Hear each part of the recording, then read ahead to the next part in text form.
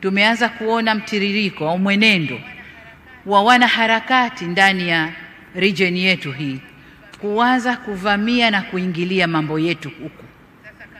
Sasa kama kwao wameshadhibitiwa, wasije kutuharibia huku.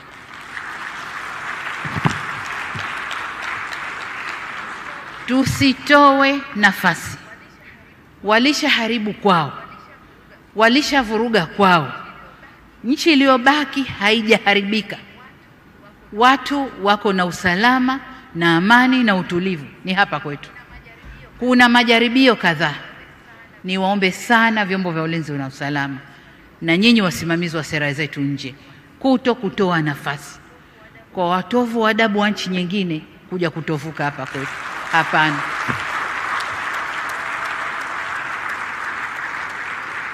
Nimeona klipu kadhaa za kunisema niko bias na nini. Nalofanya ni kulinda nchi yangu na ndio wajibu niliopewa. Kwa hiyo hatutatoa nafasi kwa kiumbe yoyote kuja kutuvurugia hapa. Awe yupo ndani au anatoka nje. Hatutatoa hiyo nafasi. No. Nyinyi wahubiri respect Kenya. Hata Mtanzania, nimeona Mtanzania akisema Mtanzania na una hata Kizungu. Hata hujaenda hata wapi. Ati Mtanzania. Kwani hii Kenya imekuwa choo? Kila nabii akiinuka ni Kenya. Ni Kenya. Maidi Tanzania, dola ya Tanzania na ya Kenya siwagalie. Obea kwanza ya kwenyu ifike. Obea kwanza mpate maflyover kama hii tuko nayo. Na hii airport kama hiyo. KQ. Hello? Sadimia mtu mwambie mimi napenda Kenya. Yeah. No matter what. Ikinyesha tu bado mimi ni Kenya. Niko na ID. It's okay.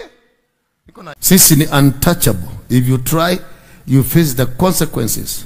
Sijasema hakuna vita. Hata mimi napenda vita. Napenda sana vita. Napenda vita sana hata mimi. Mimi napenda vita. Siwezi kaaga na hii AK47 hii nikitembea nayo na takataka zinitukane hapa. Nitawatupia mshale mshaganyikiwe mkulane wenyewe. I swear before God. I know my God.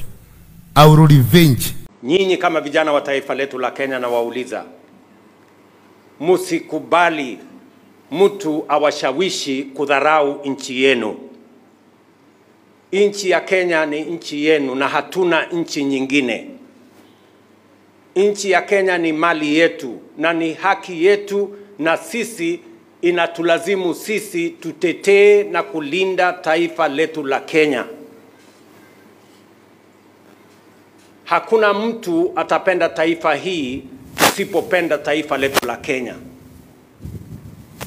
We must, as the people of Kenya, know first and foremost that as patriotic Kenyans, we must stand up for Kenya.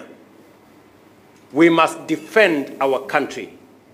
We must never allow negative elements to scorn our country, to demean our country, to spread negative messages about our country.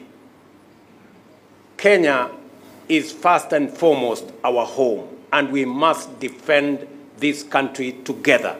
And I'm asking the young people of our nation to understand that you can never despise your motherland.